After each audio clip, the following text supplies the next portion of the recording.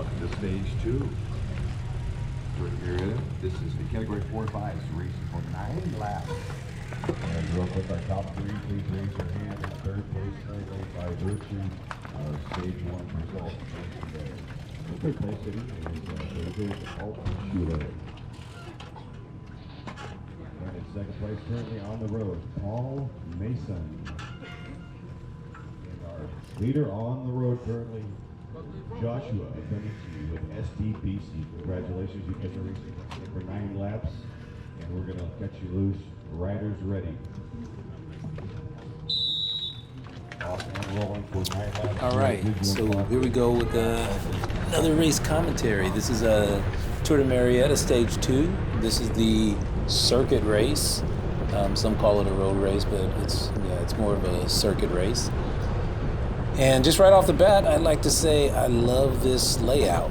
This was a really nice course, other than the road surface. Road surface through half the course is horrible, but the layout is really good. It's kind of like the kind of stuff that I ride a lot.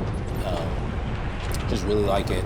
The hills were, they're decent. Nothing too steep, nothing too long. Can carry some pretty good speed up these hills, and just the layout was good. It was good with fast sections and some, little leg biters here and there. So, also we have half the course is open, where we can use the entire road, and then there's a centerline rule on half the course as well, and I'll point that out when we get to it. So, the pace is pretty good so far. Obviously, we always start off a little bit hard, and then it'll settle in. But yeah, just trying to get a draft and feel my way, and first time ever doing a circuit race or anything other than a crit, and I've only done 2 crits, so this is my 3rd race.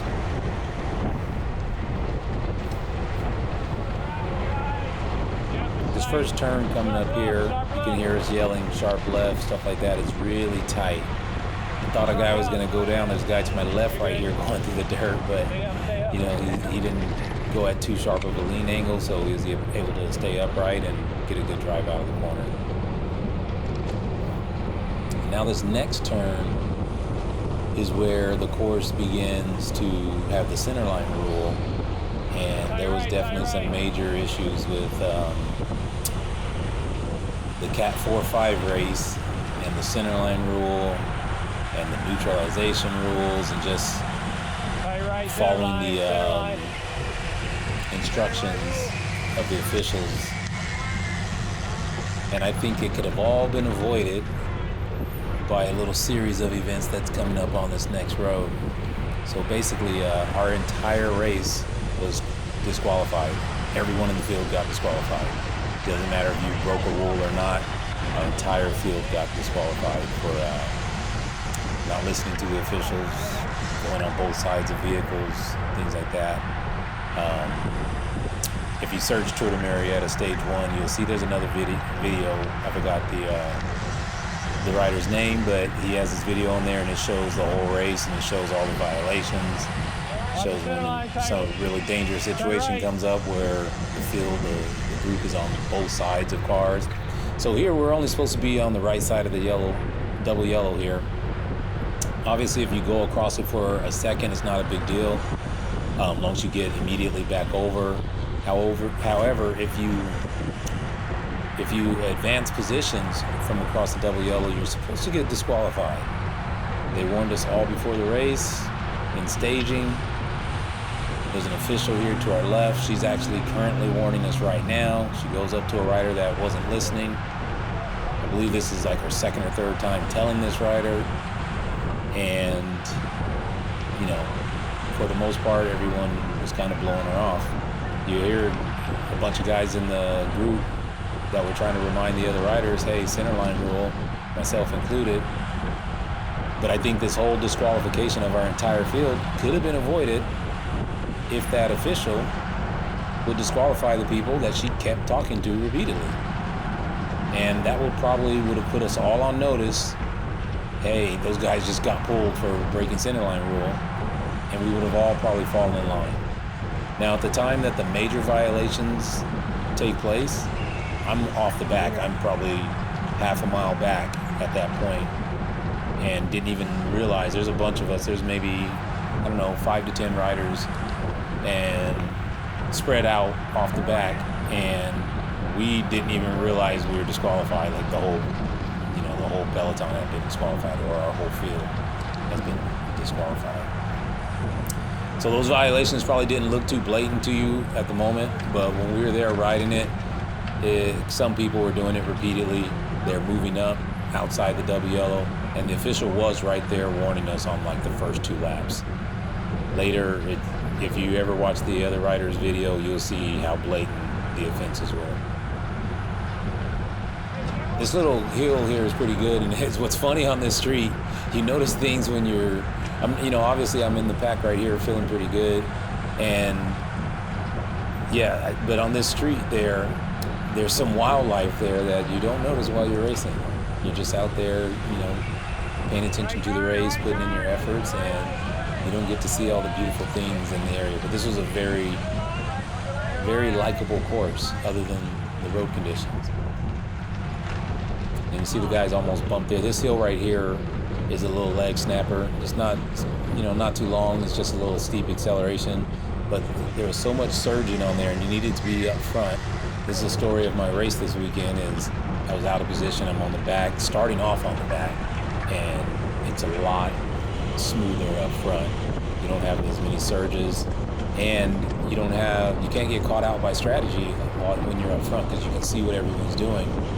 One of the things the group was doing on this race is they kind of slowed down, either going into a climb or just on the top of the climb, and then accelerate and cause everyone to surge.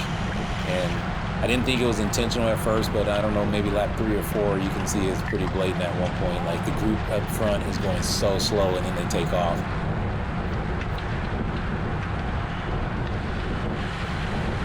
This is a nice, pretty fast section here. And about this point later in the race is where those violations take place. We won't see it because I'm not there. And not only that, the race is a little longer, so the camera doesn't last that long, so I cut it off at one point.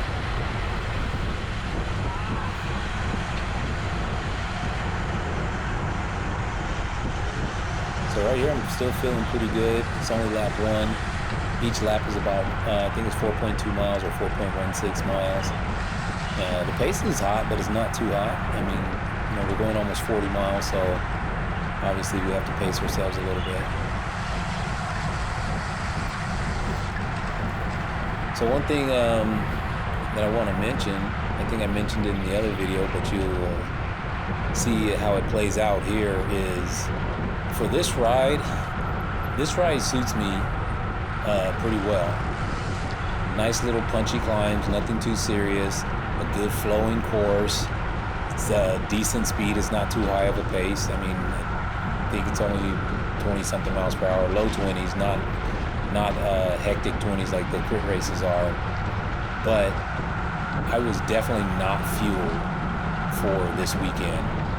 This is the steepest climb on the course here. It gets up to just under 7%, I believe, and it's just again a little leg snapper, and then it's downhill, and it's a good time to just get your speed back up here and kind of recover.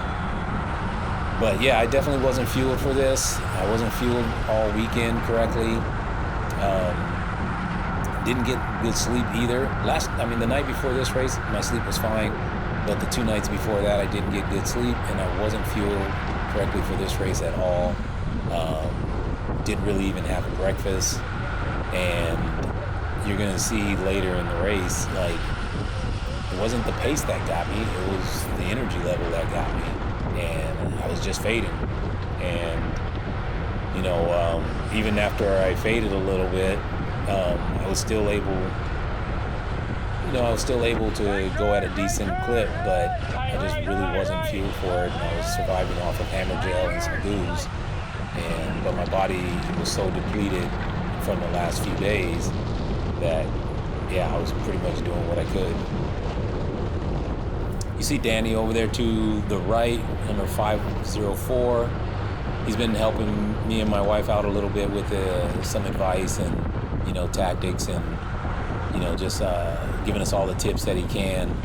And if I was thinking correctly, I should have followed him the entire race. He's a good steady wheel, good experience.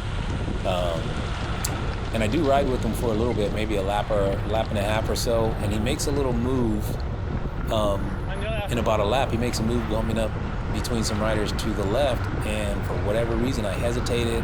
Another rider jumped in there, then it closes off on me, and he's gone. But that would have been a good steady wheel for me to have and just sit and draft it and just hold it, for the majority of the race. Danny had a really good weekend, in my opinion.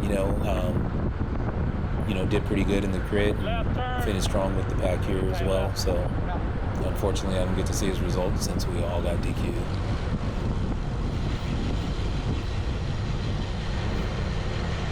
This cornering also on this course suits me pretty good. I mean, I like the nice flowing tracks, and this course was big and flowing like that, other than a couple sharp turns, and the one that comes out of the right-hand turn on the backside of the course that goes up the steep hill. That's not too bad of a turn, really. It just depends on how many riders are in front of you and if you're able to keep your momentum and get a good kick up the hill.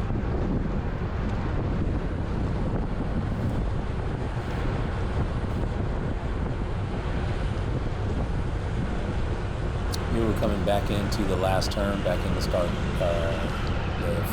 the last straight or the start-finish line.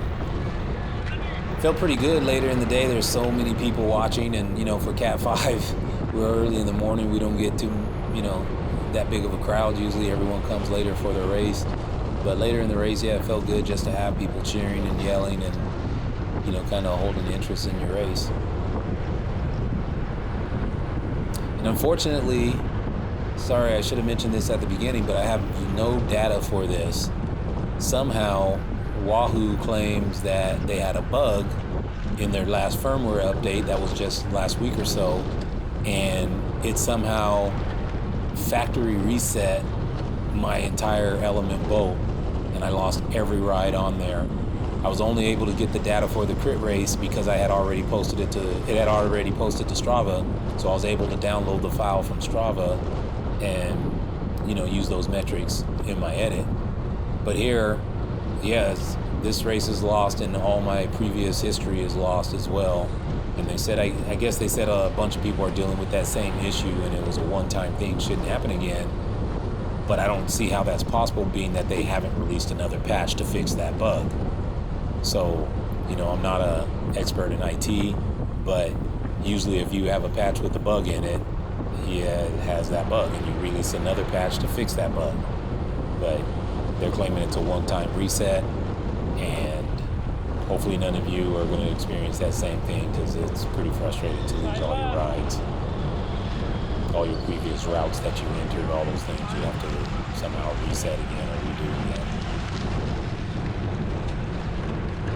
That was a pretty dangerous corner there, and maybe dangerous is not the right word, but it's filled with a lot of sand to the left of the inside. It's decreasing radius, maybe slightly off camber as well. And I know in some of the other races, some of the riders had a little trouble with that. And I believe Danny's wife, Felicia, had a little trouble there too and ran wide a little bit in one of her races. She still, I think, managed to finish 15th though, which is awesome. And she did not go down.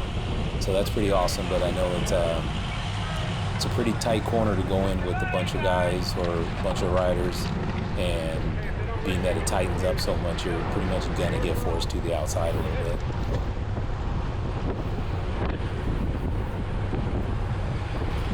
So this is lap 2, and we're just back to the center line rule portion of the course again. And as we turn right, I think the same thing happens where the official comes up and is gonna warn a couple people about not being over the center line and, sharing the road, not advancing positions. And again, I think, not like I want to see anyone disqualified, because I don't, not at all. We all came out, paid our money, want to compete, want to have fun. But unfortunately, if people aren't listening, you have to disqualify them. And that may have saved the other 50 riders in the group from being disqualified and able to get a good result, and especially the guys that are up there competing for the Omni. So it's a little frustrating, but what can you do? Their decision's final, and if you see the behavior of the group later going around two cars, both sides, the group splits the cars and goes on both sides of the cars, and yeah, that's not cool. That can definitely get someone injured or killed. And we're out here just racing Cat 4 and 5, not like we make a living doing this. And more so, even if you did make a living doing this, that's why you'd want to protect yourself. So that was unfortunate to see that on that video. If I get a chance, I'll put it in the description, point it out in the description of this video, and check it out over there. He has it pretty much, in his description, he has it pretty much bullet points on the timeline of where everything happens and where the violations are, where we go around cars. There's a neutralization point later in the race as well, where some riders, I believe, crashed during the neutralized point near the start-finish line. I see on his video also at one point there's some female racers mixed into our group. I don't know how that happened and how it wasn't communicated better by the officials, if that was the case. But yeah, just a lot of unfortunate things happen in this race. And as you can see, there's a rider right now moving up on the outside that is across the center line, and there's the official right there talking to him, and I don't get that. I believe it was the same person she talked to before, and again, I don't mean any disrespect to that rider, but yeah, I mean, if you don't enforce the rules, especially in the group of guys that are out here competing, they're probably going to ignore you after you've cried wolf, basically saying you're going to disqualify people, and then you didn't. And then later in the race, it gets way out of hand.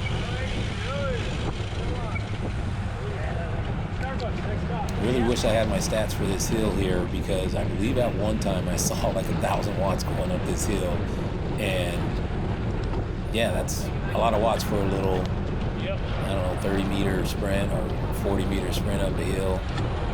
And obviously it can tax your legs repeatedly, doing that 9 times.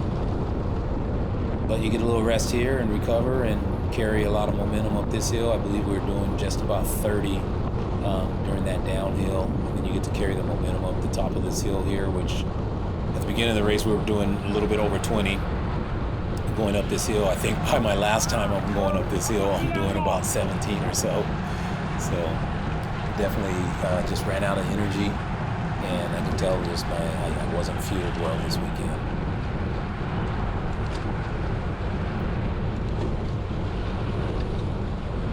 The course is awesome though, and yeah, I really enjoyed just the layout of it.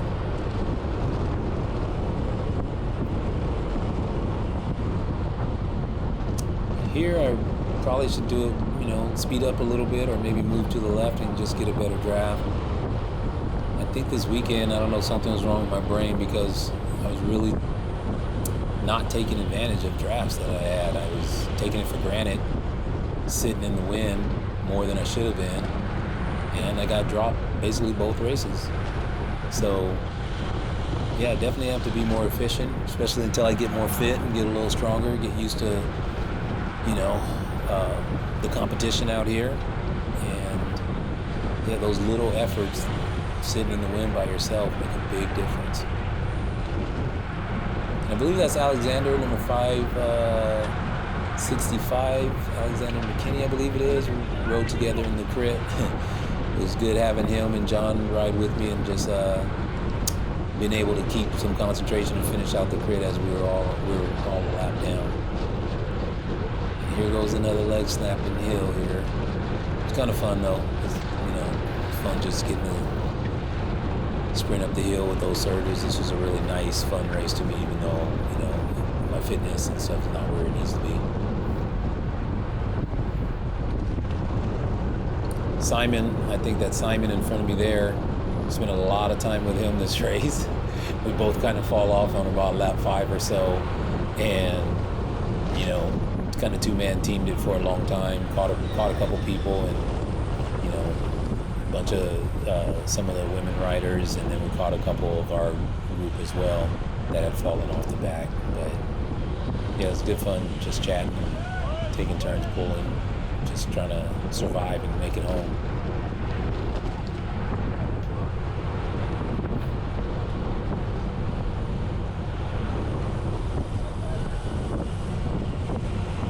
Right turn. This section here is where basically we can use all the road again. Once we make that turn, the road's open, we can use the entire road. As you can see, everyone's spread out, sprinting. So, yeah, it's good having this different type of race, and just learning to race in general. It's been pretty fun, but this weekend was definitely a big step up for me. Not just that it's a two-day race, racing with the Cat 4s as well, and just getting a taste of different types of races. I kind of went out on the UCLA road race a couple weeks ago, and I didn't do it. Thought it was going to rain and all that kind of stuff, and it turned out to be a nice day, chilly but nice. And this was kind of the same way. Thought it was going to rain this weekend, but I decided to just sign up for it and go for it. And yeah, I'm glad I did. It was a very good experience. It shows me that I have a lot to learn, that I need to up my fitness game, need to get stronger. Definitely need to get stronger. I used to be incredibly strong. Played football most of my life, and at one point I was benching 385 pounds. I was only weighing about 190. Could squat just about 400, a little over 400 at the time, and actually had good endurance as well. I rep test 225 25 times at one point, and that was over 20 years ago.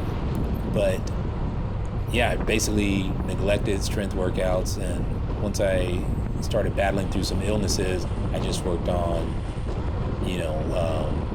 reducing inflammation, getting in cardiovascular shape, and I am so much weaker now.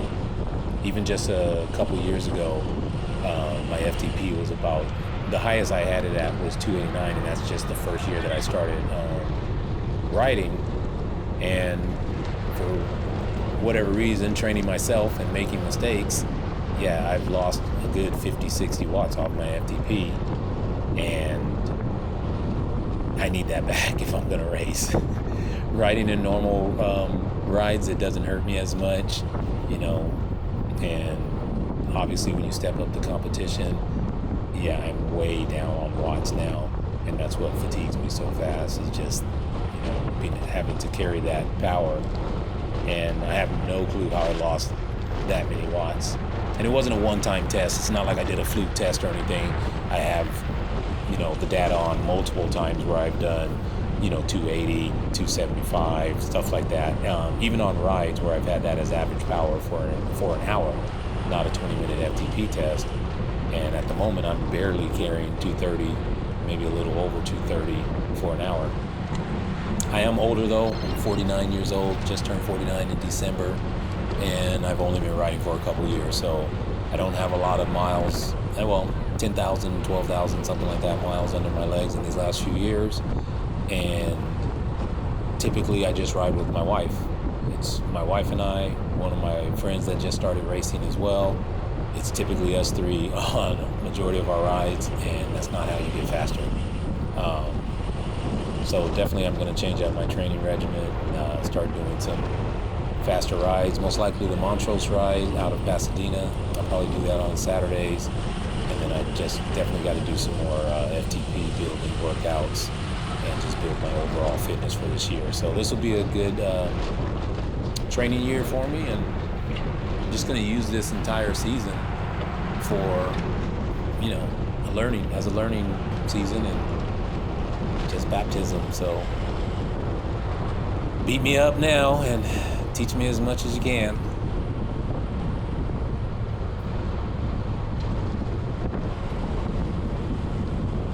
Going back into Adams, I believe it is, that tight right.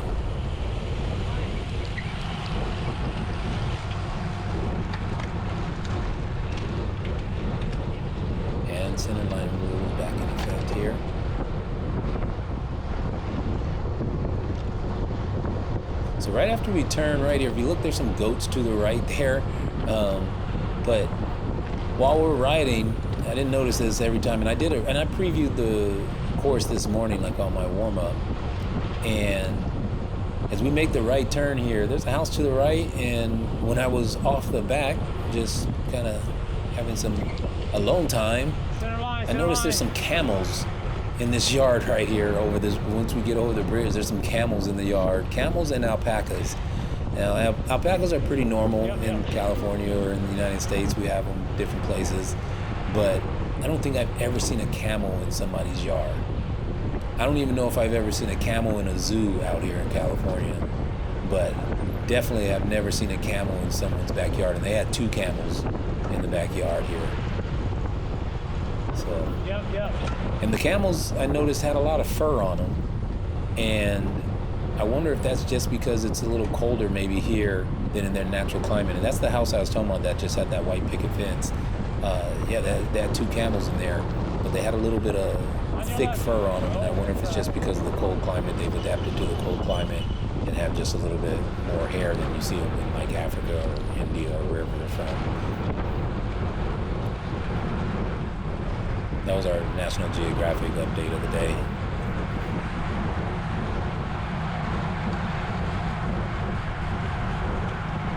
So here I'm still feeling pretty good, and that's why I'm pretty disappointed about the whole fueling issue is, I thought this was a good race for me. I was actually liking it, and I was liking my chances in it, and I was thinking, hey, this might be a good opportunity for a good finish.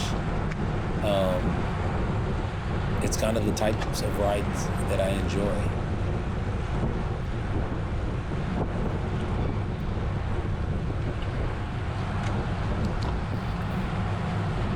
I'll tell you this, on lap 9 or lap 8, it's not as enjoyable, especially when you're riding by yourself. I can see Alexander starting to struggle a little bit here with this climb, and it's just doing it so many times. At the end of the day, you just want to be done. But it's much better though being a little off the back in a circuit race or road race than it is in a crit. When you're off the back in the crit with the pace so hard, it just hurts. Your body just hurts. The accelerations hurt. There's no recovery time. And here, you can get your heart rate down here 30, 40 beats. And in a crit, you're pretty much never less than 20 beats off your max heart rate. At least I'm not. As you can see too, the group's getting a little more stretched out. I'm sure that's partly due to fatigue. It's not as bunched up as it was on the first 3 laps. I don't know if it's this lap or the next lap that I pretty much bonked for the most part. My legs were feeling great though. It's just I was kind of sapped of energy, and I kind of attest that to fueling. That's pretty much what it felt like. Is I ran out of fuel. It didn't feel like, it wasn't that my legs were just so taxed or my heart rate was necessarily so high. It just felt like I lost energy. I had no more energy.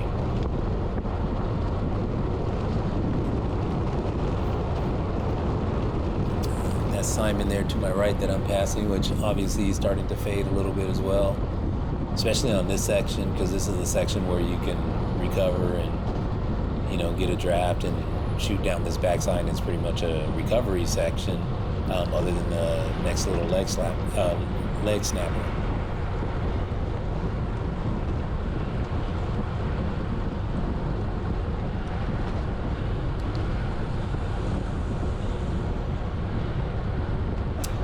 And as if I didn't get enough of this course, for some reason, my wife and I decided to walk it later during the Pro 1-2 race.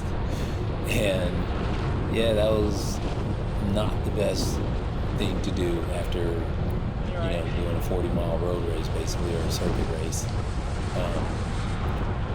The first half of the walk was fine. Second and a half, not so much.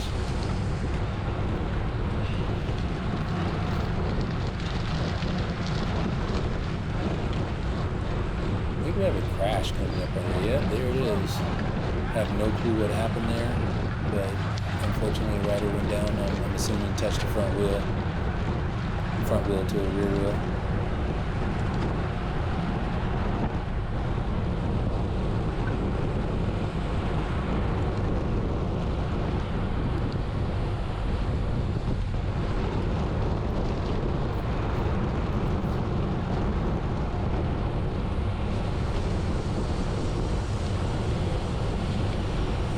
Grab me a tasty beverage and let you guys enjoy some of the footage for a second.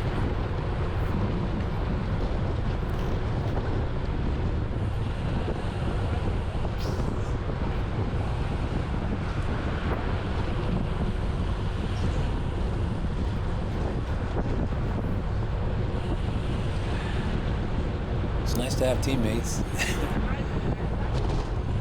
See you guys sitting there just chatting it up.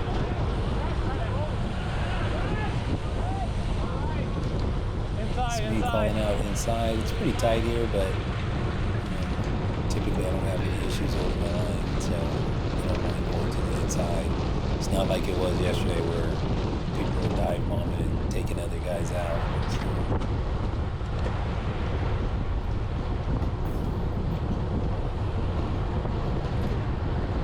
I'm not sure what lap we're on. It's lap 3, lap 4, possibly lap 5. I believe this is 3 or 4 though.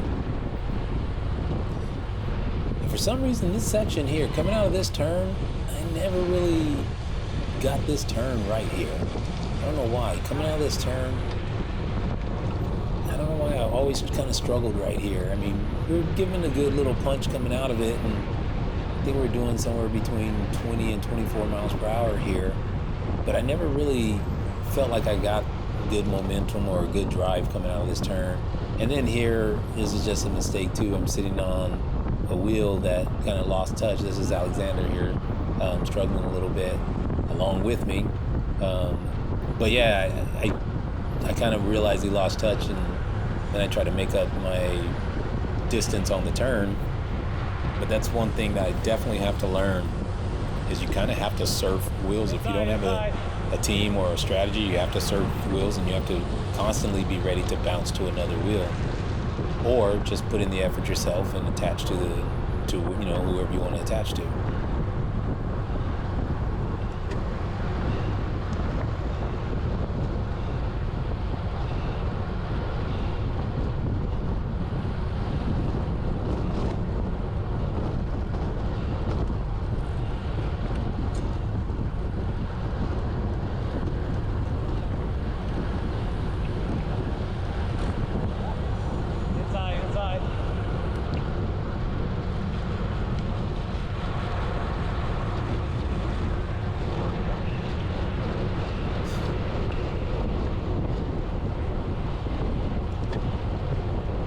Yeah, it turned out to be a really beautiful day.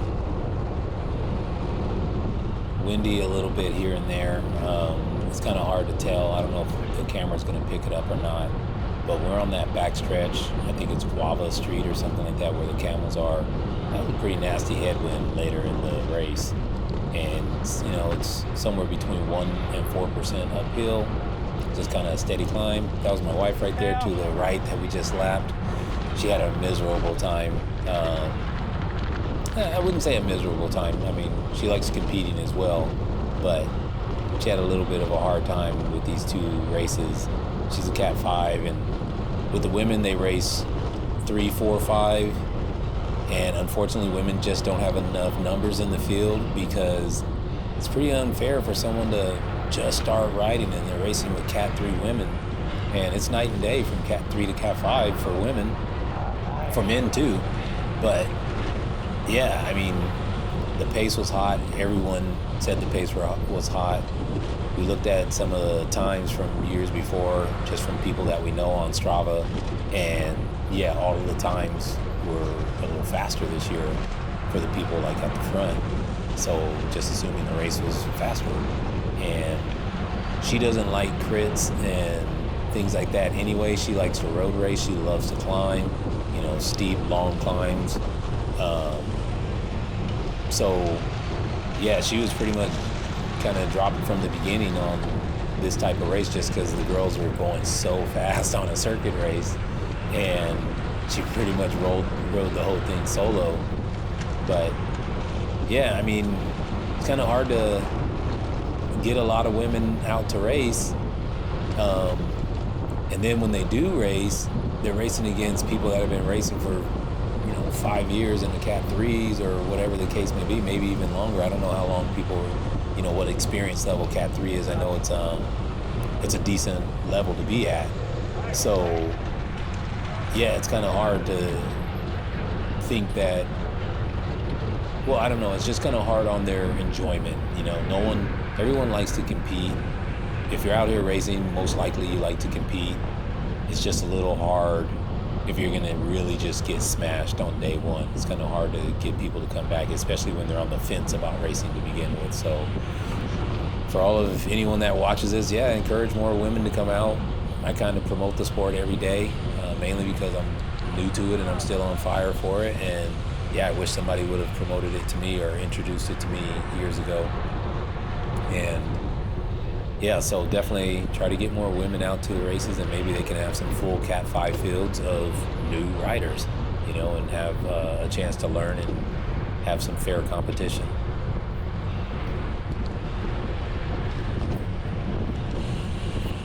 Pretty sure we're just about at the halfway point now, and yep, starting to fade a little bit.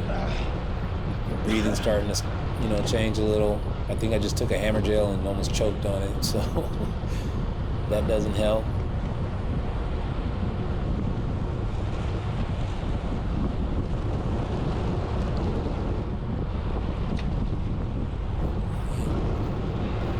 I think you can hear the wind a little bit here, but this is where we had a pretty good headwind going up this backside or the front side of this hill, front side of the course basically.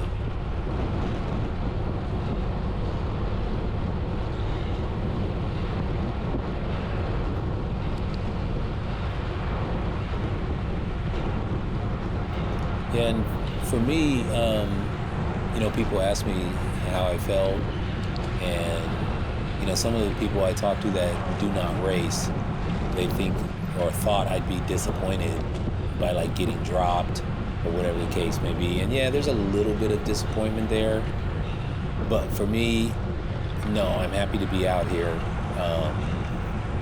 Just a few years ago, I was on pace to have a pacemaker. I have a bunch of health issues, and roughly 3 years ago I changed my diet and went all plant-based and started cycling. And just as a month and a half, 2 months ago, I'm completely off the heart meds, no pacemaker. I'm a little surprised myself that I was actually successful at turning it around, getting off of the heart meds, getting my heart stronger, stabilizing my heart. It's been beating in rhythm now for almost 2 years. And obviously, if I can put it under this kind of stress, it's doing pretty good. So for me, 2 years ago when I started cycling, I told myself, hey, I'd like to race in 1 year. So that year came and went, and I was still hesitant. I was still a little afraid. Even though I was stronger then, I probably would have had a better, I don't know, because power-wise I was a little stronger. I'm not sure I was even as fit as I am now. It's a little different. I have less power now, but I have a little bit more of overall riding experience. So sometimes I'm more efficient with less power, but I did have more power before. And so this year, I set a date. I set an annual training plan with some C races and A races and all that kind of stuff. And I just said, I'm going to race. On this date, I'm going to race. And that was the Ontario Dare to Race crit. And I did it. I signed up. And my goal was just to make it to be healthy enough and fit enough to be a Cat 5 racer. I know that's a small goal for some people. And, I'm 49 years old. So I was 2 years ago at 47, I was just saying, hey, I wonder if I can just get fit enough. Can I get fast enough to just line up as a Cat 5? And I know someone may say, well, you can always line up as a Cat 5, just go out there. It doesn't matter how fit you are. But yeah, I was saying to be realistically a legitimate Cat 5 racer. So for me, I've done that, and of course, now that I'm here, those goals are different. Obviously, I want to get faster, want to get stronger again. I've neglected my strength for the last couple years, and I've only lifted weights and stuff just to like maintain some, functional living strength and some body symmetry, things like that.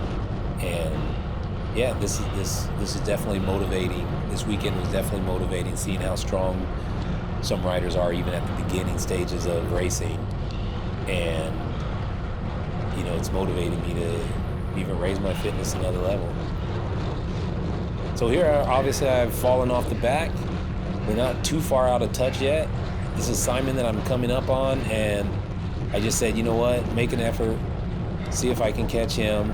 Maybe we can work together and get back onto the back of the group, especially since there's been some surging and slowing down, and I just thought, okay, if we can get back onto the group, may have a better chance to stick with them.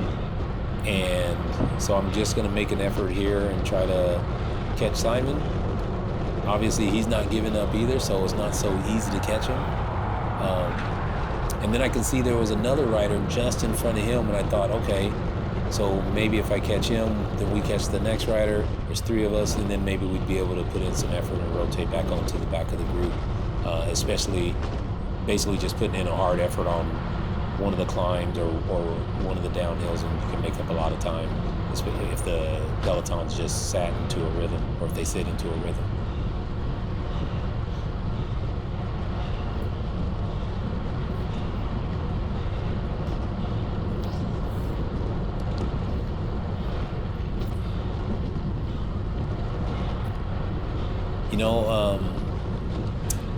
For me, a little different from a crit, when you're solo like this, for whatever reason, it's a little, and maybe because I have the carrot in front of me, but it's a little easier to keep your motivation on this type of course. Just as more enjoyable riding when it's scenic like this, and you're going through looking at mansions or big houses or whatever the case may be. Little, some camels here, a little bit of wildlife. It's not what my goal is, and that's not what I'm here for. But it is a little easier. It's a little easier on your body. It's a little easier ride. Crits are, can be pretty stressful, and then when you fall off the back, yeah, it can be pretty damaging mentally because you still have that stress. You're still trying to put in, virtually maximum effort, and there's no pacing in a crit when you're off the back for the most part. Pacing means that you're never getting back on. So, and most likely you're not getting back on anyway. A solo rider is not going to really reattach to the group of a crit. So, but on circuit races, road races, sometimes it is possible to come back. Yeah, the group typically is going a lot faster, but there are times where it slows down. So slowly but surely, I'm gonna catch Simon here and have a little conversation, and then we're gonna kind of team up and ride together, take turns pulling around the course, and basically try to just work together and bring it home. Get a little bit of recovery here and there. So the rider up the course here, or up the road in front of Simon, I thought that was a Cat 4-5 rider as well. And when we catch up, I then figure out it's a woman from the 3-4-5 race. And yeah, we can't work with her. She's not allowed to work with us. So that didn't work out. You got anything left? All right. It's kind of funny too, because she sees us coming and she puts in a little effort because it wasn't so easy to pass her. And I think I kind of got into a cruise mode anyway, and we're just chilling here. But yeah, basically we don't just ride by her. She holds us off to the end of the street almost. Hey, if we ever catch anybody else, we can take 10-second pulls. Yeah, I don't know why I say 10-second pulls there either. It's not a... 10-second pulls are great, but it's not I know, I thought she was one of us at it's not as fast paced. I mean, the pulls can be definitely longer than 10 seconds. Yeah. Gives everybody a little bit more rest. Because 1 for 1 doesn't give you that much of a break, you know? So I guess that rider on the left, the female rider, I guess she got a little second wind from a little acceleration on her. She's about to drop us. And he get dropped by 2 different pelotons. That's crazy.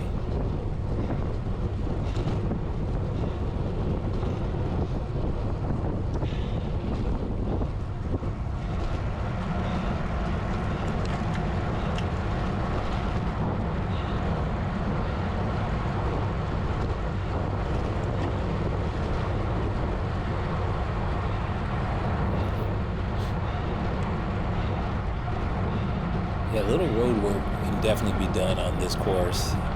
These roads during this section over here is just horrible. And it's funny too, because coming into this tight left, decreasing radius, off-camber turn, it's like where the road surface is the worst. And you gotta think this road is not that heavily traveled. And I don't know if that's why it's neglected, but yeah, definitely can use some work.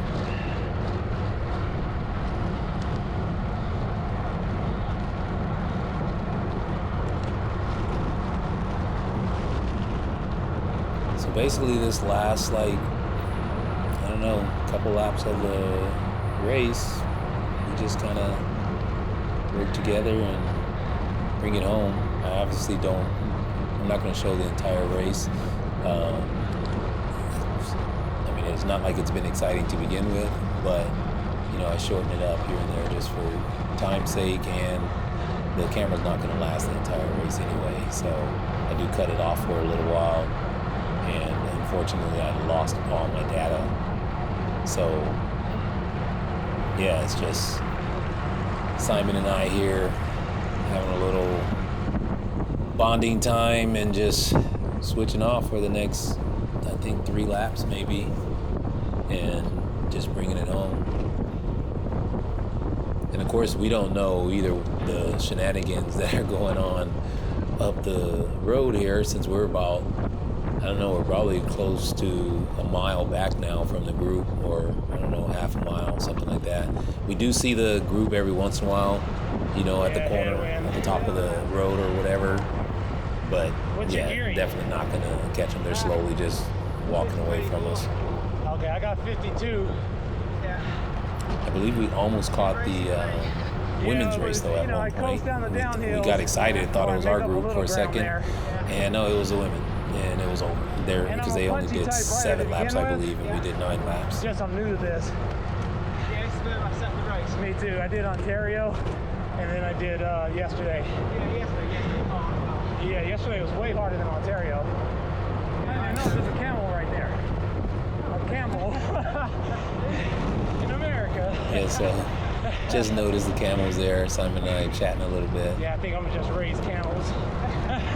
Simon just started also, I believe, stage 1 was his first race, I believe. So this is his second race, and you know, great job, Simon, for jumping in there. And you're not doing bad. You're just like me, second, third race. By the first group. And you know, we don't get lapped or anything by the group, and we're actually not too far back. We're definitely going to go slower than the group once we're not with them. Yeah. But yeah, no one caught us, didn't get lapped, any of that stuff. We're just a little off the back. But we do get caught by the 4s. And they're like night and day. They're moving pretty fast. Simon, nice to meet you.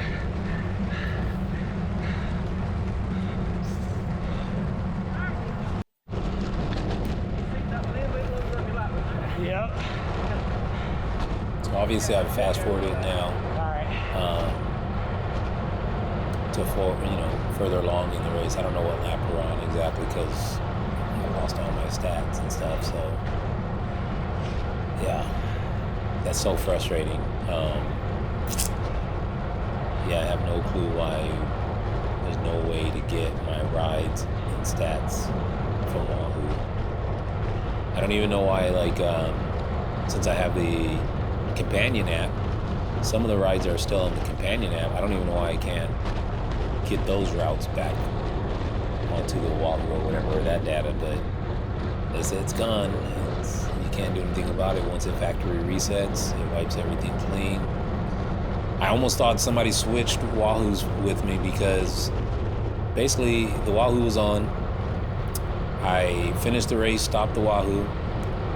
I didn't have my phone on me or anything, so it wasn't going to upload to Strava until I got back to my phone and Wi-Fi. So I just cut the Wahoo off. And then I believe it was when I got back to the hotel. I don't know if it was when I got back to the hotel, or couldn't remember if it was then or when I got home. But I turned the Wahoo back on to pair it with not to pair it with my phone, but to sync it with the companion app, just so it'll load all my data to Training Peaks and to Strava.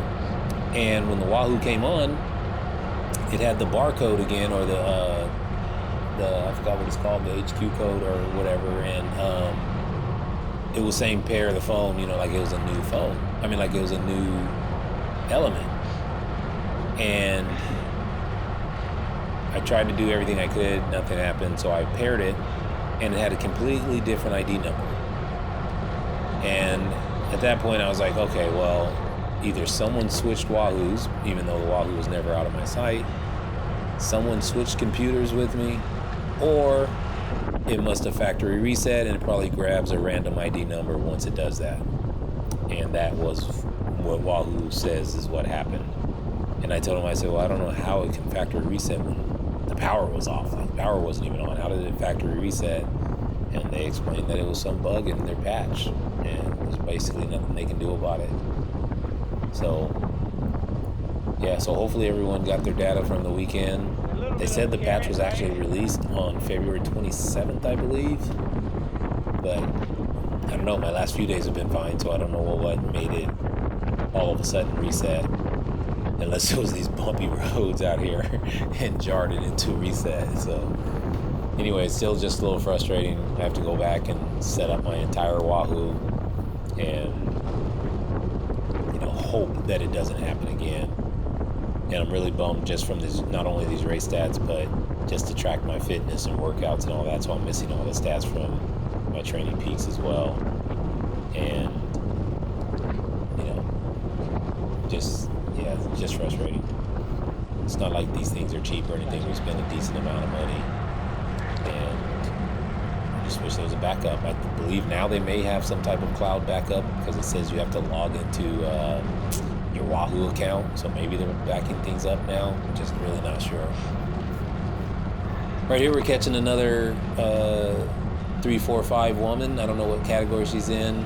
I believe it's Cat 5.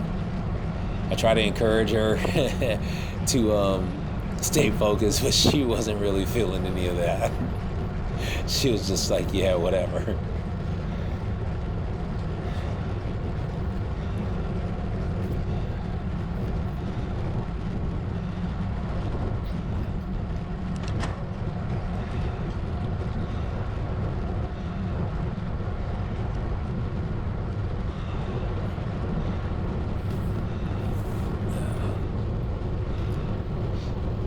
Nice cadence going there. On your left. Good job, stay focused. Try to. That's what we're trying. She was like, yeah, you got it. Whatever. Keep going. Leave me alone. It's a good job, though. She put in a good effort, too. Just, I've always, since I've been cycling, I've appreciated cycling. But, racing's a little different than regular cycling. And I really have an appreciation for people that put their fitness on the line, put themselves on the line, come out in front of everyone and just give that effort and don't quit. It's very easy to quit, especially when your body's hurting, your mind is hurting, you're fatigued, and maybe you're just not meeting your own expectations. It's very easy to say. I know people that ride, they don't race, they think they're super fast. Some of them are pretty fast, and they always talk about like, oh, that guy's only a Cat 5, that guy's a this, that guy's a that, but they don't race. and they'll never know where they stack up until they do race. It's different out here. It's different than watching. It's different just matching people's pace. Yeah, you may have a faster Strava segment or whatever the case may be, which means nothing. I hear people talking about, I caught somebody going up this mountain, or I caught somebody on a flat, and they have no clue that that guy's been riding for 50 miles and you just started your ride, 5-10 miles ago. There's a lot of things that factor into speed and if that person's on a zone 2 ride or not. I've had people do that to us at the Rose Bowl or on the riverbed going to the beach and back, where we're doing a zone 2 ride, and I've had guys come up saying, hey, jump on my wheel and I'll pull you along. And I'm like, oh no, we're just doing a zone 2 ride. We're already 45 miles in or 60 miles in. For us, the beach and back is 80 miles, and that guy's riding 10, 20 miles. It's like, yeah, it's a big difference. And then when you race, it's, all of that stuff just gets magnified.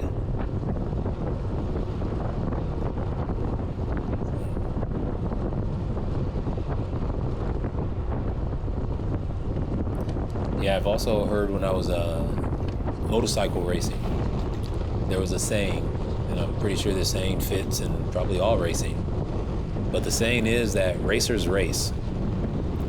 And it's a pretty simple saying, but yeah, racers race. There's a lot of good riders. There's a lot of people that will make excuses of why they don't race. I mean, if you don't want to race, then that's fine, you don't want to race.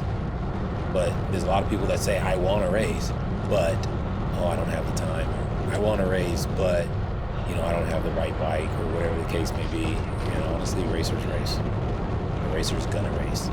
So if you have that racer built into you, you're gonna race. And sometimes we have it can come and go. But when you have it, you're gonna find a way to race.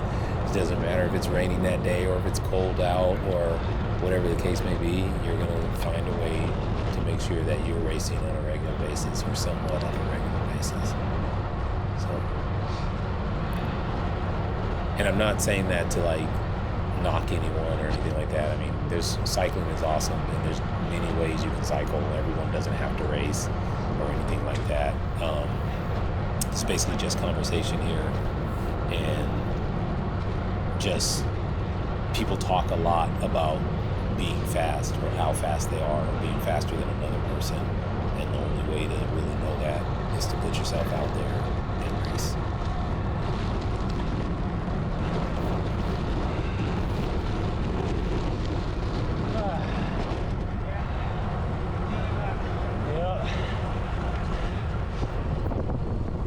It's another thing too. I talked to Simon later or earlier, I can't remember which, about his gearing.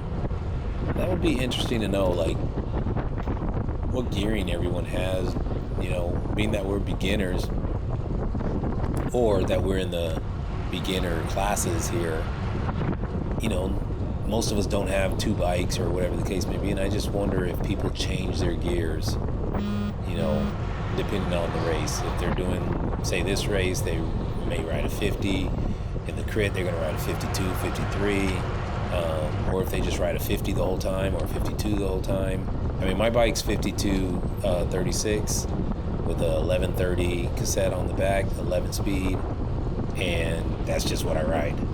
I do have another tarmac that's 50 34, and it's only a 10 speed. It's 1128, and yeah, I mean, I don't think that would make any difference for me here. Yeah, it might be a little bit easier on my legs at certain points, but it's actually overall a slower bike.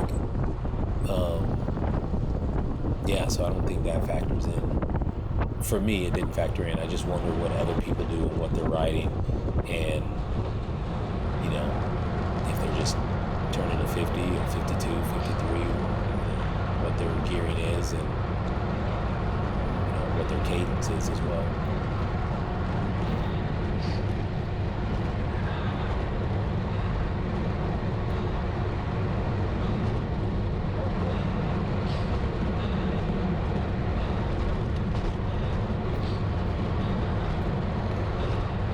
Here I'm just chilling, just trying to hold speed. And I think we're just, I don't know, I think for the most time we were only doing like 22 miles per hour or so. And yeah, just trying to finish, trying to stay focused, keep the legs moving, and just finish. My legs actually weren't really that taxed. I just, honestly, I think a big part of me dropping off the back in this race was just fueling. Just didn't have proper energy in me. Not just from the day, but for the last few days. And I definitely have to pay more attention to that. I'm not strong enough to make mistakes and still be okay. I need to get it perfect. For me, I need to get it perfect just to stay in the race at this point. So, you know, we'll see how it goes. And my next race, I plan on being at the Laverne Grand Prix. So I thought that was you talking. Let's hope I do a little better there with everything that I need to do to prepare to be out there and be competitive. And the main thing for me is just mentally, I want to do what I'm supposed to do, have a game plan, be able to either carry it out or adjust to the conditions, and just, you know, not make those type of mistakes. Physical mistakes can happen always, but mentally I want to be sound, have a good game plan, and execute. Yep. And we got a good workout. Yeah, we're all slacking. Yeah. Still pretty good. Yep. Still pretty. I know. Me too. You see another carrot out there. Yeah. It's always motivating just to see a rider in the mention, as we horizon, go, gives you the wind something to picks push up. for. I believe this is one of our guys this time. Left my hands on it, training. Okay. I thought that's going to be good. Yep.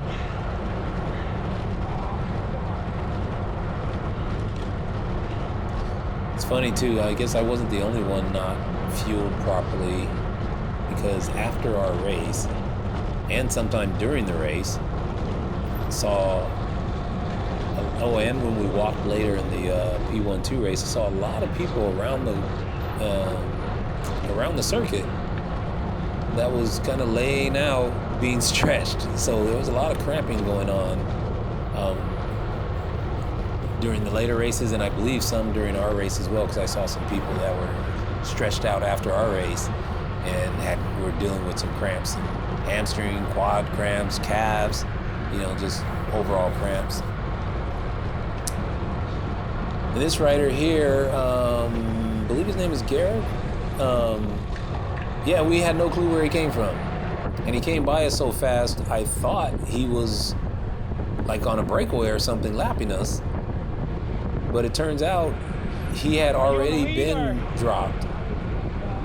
And, you know, he came back and chased on. And I just don't recall him never being dropped and us never passing him. So maybe he was dropped before we were, and at the time we got dropped, he was already behind us. I really don't know what happened, or if he had a mechanical. I thought he said he dropped off a little bit. I thought he said that he was supposed to be with his team up front, doing some efforts and taxing people, and then be part of the lead out. But he said he just didn't have it today. So, and I should have chased on with him. I thought that I was busted, but honestly, that was just lack of effort.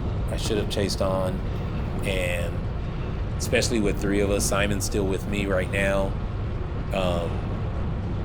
we could have definitely done some pulls and just finished a lot stronger.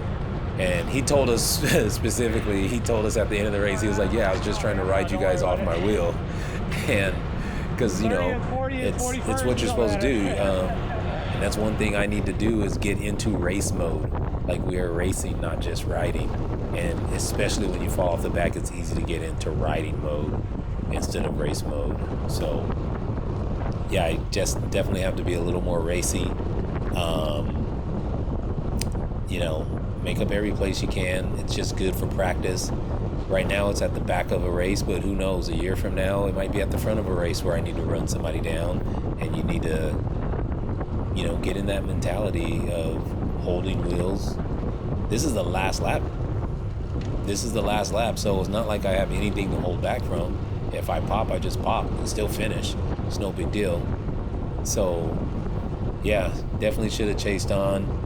And Simon gives an effort here, and I think he was trying to pull up, but he, doesn't have it. Strong. And Yeah, we'll pop if we try to I stay with actually them. tell him, hey, yeah, you know what, we'll pop if we try to latch on, but who cares? We're already popped. We're already off the back. And yeah, we should have put in that effort when he came by us, just jumped on his wheel and hung in there as long as we could. Because honestly, now in hindsight, knowing that he was trying to ride us off his wheel, I actually make up some ground with him later in the lap, and the camera's cut off. So either, I don't know if he backed off or if he got tired. I pull away from Simon. Simon kind of, basically he's done. He dies out a little bit. And I see that Gareth was coming back, and I was like, oh, I may be able to catch him. I didn't. He beat me to the line. He was probably, I don't know, he still probably had a good 50 yards on me or something. So it wasn't like I was right on him. But yeah, I think energy-wise, I may have had it to stay with him, or at least I should have made him put in a harder effort to drop me and just got on his wheel. So hopefully I'll have a little bit more racy mentality in the future. And yeah, I plan on upping my game and upping my fitness, and hopefully we'll see you guys out there. Thanks for watching, and if you made it to the end of this video, you're definitely a serious rider, or you definitely love the sport. So thanks for watching, and thank you for the support.